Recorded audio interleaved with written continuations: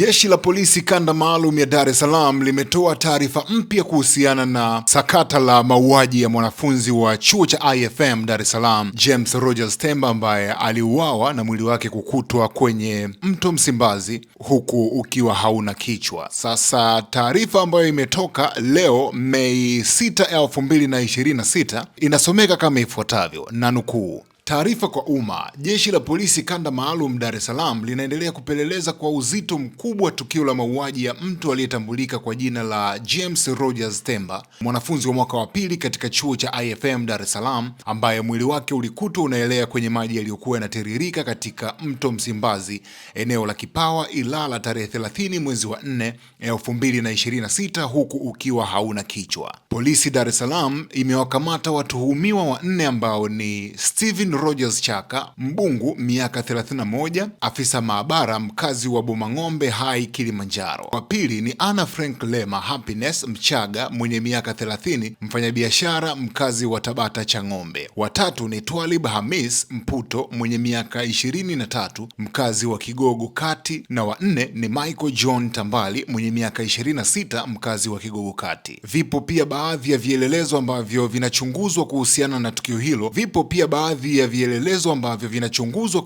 tukio hilo. Wito wa jeshi la polisi kwa wananchi ni kuwa watulivu ili kila aliyehusika kulingana na ushahidi aweze kuchukuliwa hatua za kisheria. Imetolewa na kamanda kanda maalum ya polisi Dar es Salaam. Mwisho wa kunukuu. Jeshi la polisi kanda maalum ya Dar es Salaam linaendelea kupeleleza kwa uzito mkubwa tukio la mauaji ya mtu aliyetambulika kwa jina la James Rogers Temba. Huyu alikuwa ni mwanafunzi wa mwaka wa pili wa chuo cha usimamizi wa fedha, yani IFM, ambacho kipo jijini Dar es Salaam, ambaye mwili wake ulikutwa unaelea kwenye maji yaliyokuwa yanatiririka katika mto Msimbazi, eneo la Kipawa, Ilala, tarehe 30 mwezi wa 4 mwaka huu wa 2026, huku mwili huo ukiwa hauna kichwa. Polisi Dar es Salaam imewakamata watuhumiwa wanne ambao wanahojiwa kwa kina kuhusiana na tukio ambalo linachunguzwa.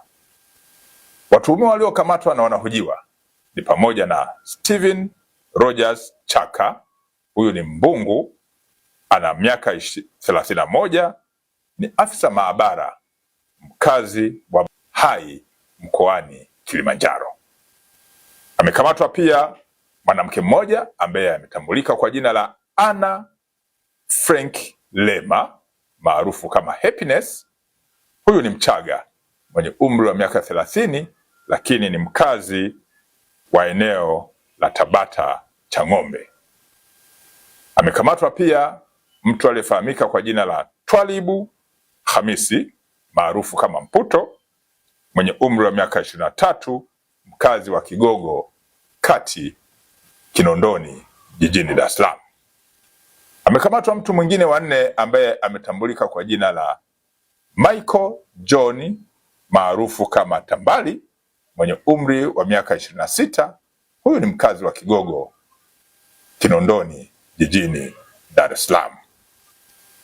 Vipo pia baadhi ya vielelezo ambavyo vinachunguzwa kuhusiana na tukio hilo.